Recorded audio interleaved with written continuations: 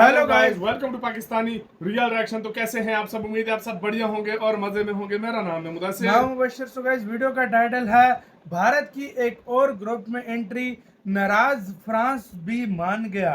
भारत मतलब जो फ्रांस भी नाराज था वो भी मान गया और एक और ग्रुप में एंट्री भारत की हो गई है। ग्रुप में अब ये नहीं पता भाई, बहुत बड़ी खबर कोई निकल के आई भाई, पता नहीं क्या हुआ है। वीडियो देखेंगे तब पता लगेगा। बिना किसी देरी के देखते हैं बहुत बड़ा फायदा जो हो रहा है भारत को। तो काउंट करते हैं 3, 2, 1 एंड स्टार्ट। दोस्तों, फ्रांस की तरफ से एमका फाइटर जेट और तेजस मार्क II की सबसे बड़ी प्रॉब्लम को सॉल्व करने के लिए अब हाथ बढ़ाया गया है और भारत को 2 बड़े ऑफर फ्रांस की तरफ से दिए गए हैं। इसके अलावा चीन की तरफ से PL-15E मिसाइल की रिवर्स इंजीनियरिंग की आशंका जताई गई है। साथ ही इसकी जांच में भारत के द्वारा जापान को मंजूरी देने पर भी नाराजगी जाहिर की गई है। साथ ही जहां एक और ग्रीस के साथ भारत की नजदीकियां बढ़ रही है और एक नया संगठन आने वाले समय में हमें बनता हुआ दिखाई दे रहा है, तो वहीं एक और नए संगठन को रिवाइव करने की चर्चा इस समय तेज हो गई है। डिफेंस और वर्ल्ड अफेयर से जुड़ी इन सभी खबरों के बारे में इस वीडियो में डिटेल में बात करेंगे।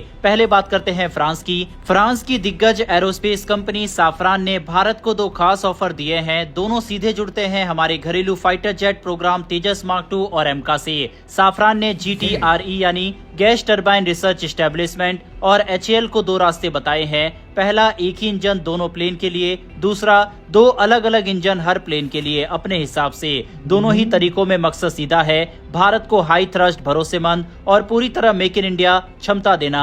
साफरान कहता है तेजस मार्क II में अभी जो जनरल इलेक्ट्रिक F414 इंजन लगेगा उसकी जगह हम M88-4 दे सकते हैं। थ्रस्ट पावर इसमें लगभग 95 से 105 किलो न्यूटन होगी, यानी F414 से भी ज्यादा ताकत होगी। टेक्नोलॉजी ये डसोल्ट राफेल वाले मौजूदा M88 का नया वर्जन है, लेकिन कोर और आफ्टर बर्नर दोनों को अपग्रेड किया जाएगा।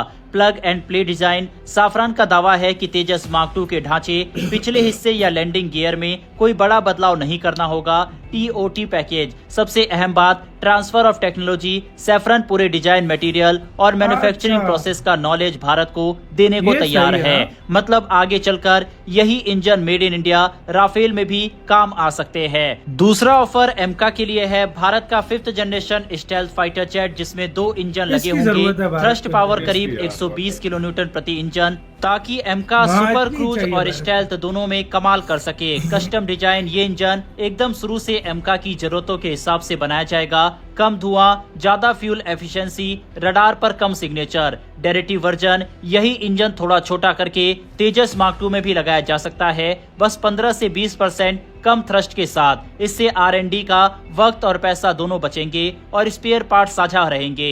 इससे भारत को क्या फायदे होंगे, चलिए इसे समझते हैं। पहला, सेल्फ रिलायंस। TOT के बाद भारत अपनी फैक्ट्री में यही इंजन बना पाएगा। इससे विदेशी सप्लायर पर निर्भरता कम होगी। दूसरा, कॉमनैलिटी। एक ही टेक्नोलॉजी प्लेटफॉर्म, दोनों से मेंटेनेंस आसान और सस्ता होगा, चाहे तेजस हो या एमका। तीसरा, फ्यूचर प्रूफिंग। 105 किलो न्यूटन और 120 किलो न्यूटन जैसे थ्रस्ट रेंज में जाना, मतलब आने वाले 2-3 दशक तक एयर फोर्स को नई अपग्रेड की जरूरत नहीं पड़ेगी। चौथा, रफ्तार में बदलाव नहीं। M88-4 प्लग एंड प्ले होने से तेजस मार्क II टाइमलाइन पर कोई असर नहीं पड़ेगा। प्रोजेक्ट डिले का खतरा कम हो जाएगा। हालांकि ये डील इतनी आसान नहीं है, इसमें कुछ चुनौतियां भी हैं, जैसे कि cost negotiation. Saffron high end tag दे रहा है, लेकिन कीमत भी उसी हिसाब से होगी। भारत को समझदारी से बार्गेन करना होगा। दूसरा, टाइमलाइन। इंजन डेवलपमेंट में टेस्टिंग लंबी चलती है, अगर डेडलाइन खिसकी तो पूरे जेट प्रोग्राम पर असर पड़ेगा। तीसरा, टेक ट्रांसफर की गारंटी। कागज पर TOT लिखना आसान है, असली सवाल है कि क्रिटिकल मटेरियल टेक्नोलॉजी कितनी गहराई तक मिलेगी। यूं तो डिफेंस के क्षेत्र में भारत और फ्रांस की दोस्ती कोई नई नहीं है। 1980 के दशक में मिराज 2000, फिर जगुआर के जॉइंट वर्क और हाल ही में राफेल। हर बार दोनों देशों ने साथ काम करके टाइम और क्वालिटी दोनों में बाजी मारी है। साफरान का ये नया ऑफर उसी भरोसे की अगली कड़ी है। साफरान की ये 2 इंजन ऑफर सिर्फ टेक्नोलॉजी नहीं, एक मौका है भारत को अपनी लड़ाकू विमान क्षमता में आत्मनिर्भर बनने का। अब गेंद भारत सरकार, HAL और GTRE के पाले में है। सही फैसला सही वक्त पर हुआ तो 2030 के बाद आसमान पर गरजते तेजस और एमका दोनों के इंजन भारतीय फैक्ट्री में बनेंगे। यहाँ पर दोस्तों हो सकता है कि आप में से काफी सारे लोग ये सोच रहे होंगे कि फ्रांस के साथ भारत ये डील क्यों करेगा।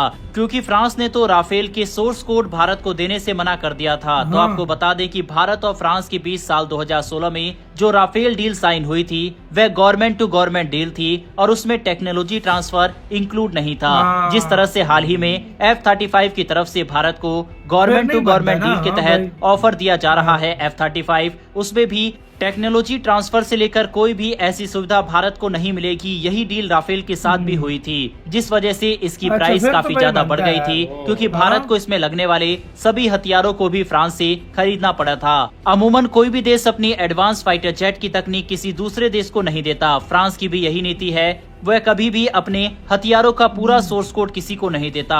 साथ ही भारत की तरफ से सिर्फ 36 फाइटर जेट खरीदे गए थे। अगर इनका प्रोडक्शन भारत में होता, वहीं भारी संख्या में भारत इसको खरीदता, तब फ्रांस इसे देने को राजी हो जाता। हाल ही में भारत की तरफ से सिर्फ रिक्वेस्ट की गई थी कि हमें सोर्स कोड मिल जाए, जिससे हम अपने स्वदेशी हथियारों को भी राफेल फाइटर जेट में लगा सकेंगे, जिसके लिए फ्रांस ने मना किया। लेकिन साथ ही ये भी कहा कि भारत ब्रह्मोस जैसी मिसाइल को राफेल में लगा सकता है और इसमें हम भारत की मदद करेंगे। तो ये थी सोर्स कोड की पूरी पिक्चर। रही बात इंजन ऑफर की, तो एक नया इंजन भारत के साथ मिलकर यहाँ बनाने की बात हो रही है और उसमें फुल टेक्नोलॉजी ट्रांसफर भारत को ऑफर की जा रही है। इसीलिए यहाँ पर टेक्नोलॉजी भारत को मिलेगी। दूसरा, भारत के पास ऑप्शन काफी लिमिट है।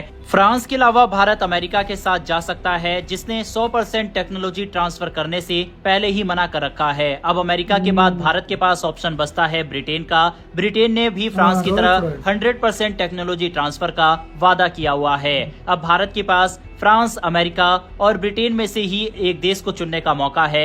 ऐसे में क्या भारत को फ्रांस के ऑफर को एक्सेप्ट करना चाहिए या फिर नहीं, इस पर अपनी राय कमेंट बॉक्स में लिखकर बताइएगा। बढ़ते हैं हमारी अगली खबर की तरफ। अभी तक ग्रीस के साथ मिलकर एक नए संगठन बनाने की बात हो रही थी, लेकिन दूसरी तरफ RIC को फिर से रिवाइव करने की बात रूस की तरफ से कही गई है। रूस चाहता है कि अमेरिका को काउंटर करने के लिए भारत, रूस और चीन साथ में आए, लेकिन जिस तरह से चीनी हथियारों का जमकर इस्तेमाल पाकिस्तान ने भारत के खिलाफ किया, उसको देखते हुए इसकी संभावना काफी कम लग रही है। लेकिन वर्ल्ड पॉलिटिक्स की यही खासियत है कि कुछ भी यहाँ पर दावे से नहीं कहा जा सकता। रूस ने RIC को रिवाइव करने की इच्छा जताई है। अगर चीन कुछ मेजर स्टेप लेता है और पाकिस्तान को दी जाने वाली मदद को रोकता है, साथ ही यूनाइटेड नेशन में भारत की मदद करता है पाकिस्तान के खिलाफ, जो कि बहुत मुश्किल है ऐसा होना, लेकिन अगर चीन ऐसा करता है तब हो सकता है कि RIC साथ में आ जाए। दूसरी तरफ चीन अपनी नाकामी को छुपाने की पूरी कोशिश कर रहा है। हाल ही में चीन के डिफेंस मिनिस्ट्री के प्रवक्ता झांग जियाओगांग ने एक प्रेस कॉन्फ्रेंस में कहा कि PL-15E मिसाइल जो पाकिस्तान को दी गई है वो असली PL-15 नहीं है। यह एक एक्सपोर्ट वर्जन है, यानी विदेशों के लिए बना हुआ कमजोर वर्जन। इस मिसाइल को चीन और दुनिया के कई डिफेंस शो में दिखाया भी गया है।